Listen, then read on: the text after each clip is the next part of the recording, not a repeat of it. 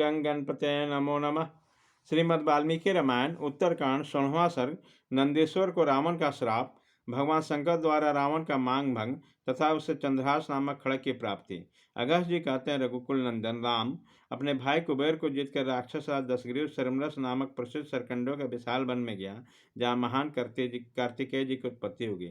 वहां पहुंचकर दशग्रीव ने स्वर्णमय कांति से युक्त विशाल श्रवण सरकंठों को जंगल को देखा, जो किरण समूह से व्याप्त होने के कारण दूसरे सूर्यदेव के समान प्रकाशित हो रहा था।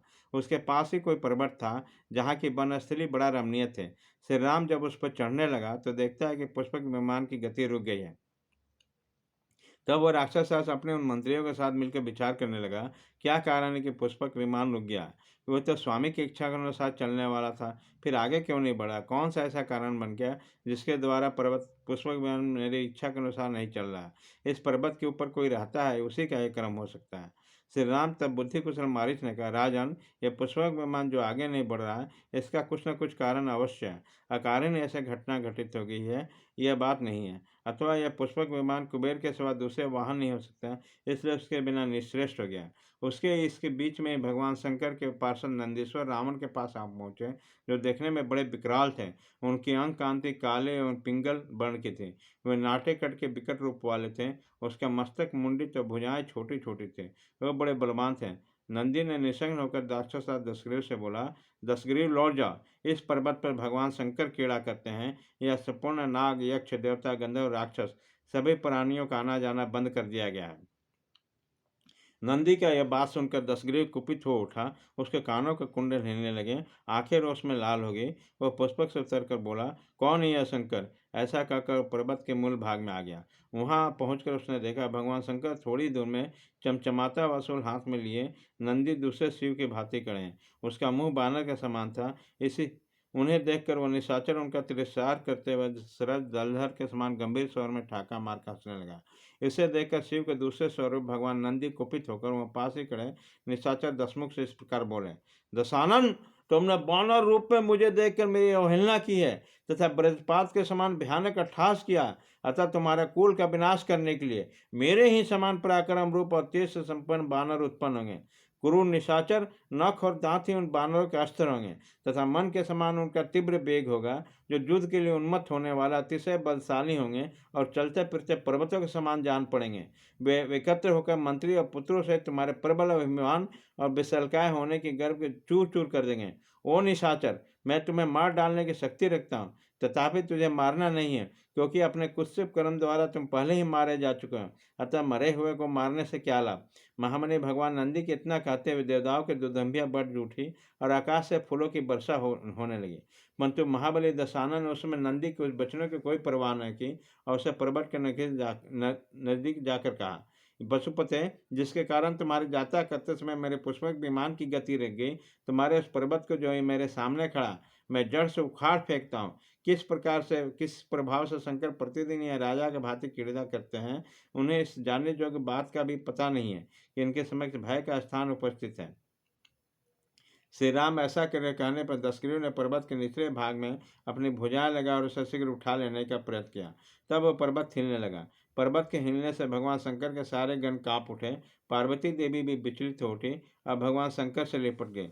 श्री राम तब देवताओं में श्रेष्ठ पापहारी महादेव ने उस पर्वत को अपने पैर के अंगूठे से खिलवाड़ में ही दबा दिया।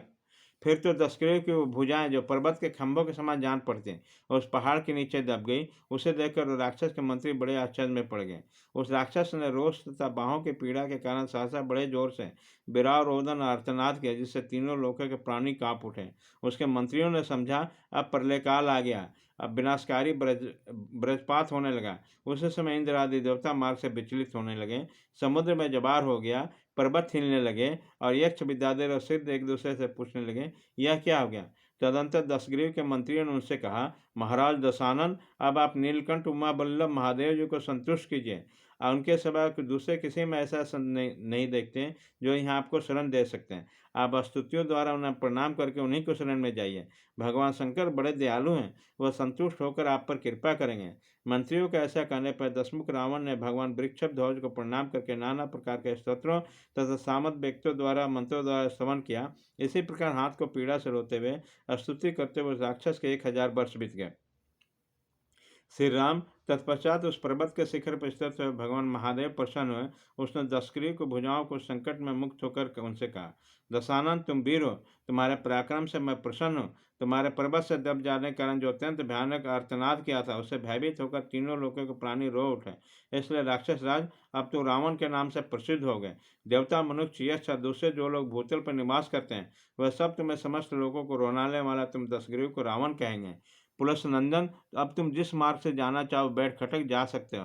राक्षस पते, मैं भी ये तुम्हें अपनी ओर से जाने की आज्ञा देता हूँ, जाओ। भगवान शंकर के ऐसा कहने पर लंकेश्वर बोला, महादेव यदि आप प्रसन्न हो तो मुझे वर दीजिए कि मैं आपसे वर की याचना करता हूँ। मैंने देवता, गंधर्व, दानव, राक्षस, गोंतक, नाग तथा अन्य महापराध बलशाली प्राणियों से अबद्ध होने का वर दिए। देव मनुष्यों को तो मैं कुछ गिनता ही नहीं हूँ। मेरी मान्यता के अनुसार उनकी शक्ति बहुत थोड़ी है। तिरुपंतर मुझे ब्रह्मा जी के द्वारा दीर्घ आयु भी प्राप्त हुई है। ब्रह्मा जी के दी हुई आयु का जितना अंश बच गया, वो भी पूरा का पूरा प्राप्त हो जाए, उनमें किसी कारण से कमी नहीं हो।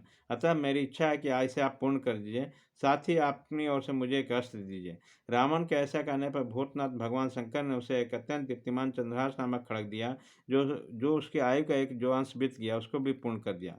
उस खड़ग को देखकर भगवान शिव ने कहा, तुम्हें कभी इसका तिरस्कार नहीं करना चाहिए। यदि इसके द्वारा कभी तिरस्कार हुआ तो फिर मेरे पास लौट आएगा, इसमें संचय नहीं है।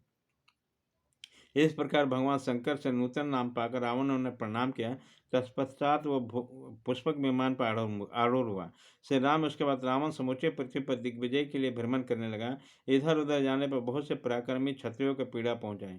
कितने तेजस्वी क्षत्रिय जो बड़े शूरवीर और अनुमत थे, रावण की आज्ञा न मानने के कारण सेना और परिवार सहित नष्ट हो गए। दूसरे क्षत्रिय जो बुद्धिमान माने जाते थे और राक्षस को जय समझते थे, उस बलभिमानी निशाचर के सामने अपनी पराजय स्वीकार कर ली। इस प्रकार श्री वाल्मीकि निर्मित आस रामायण आदि काव्य के उत्तरकांड में 16वां सर्ग पूरा हुआ।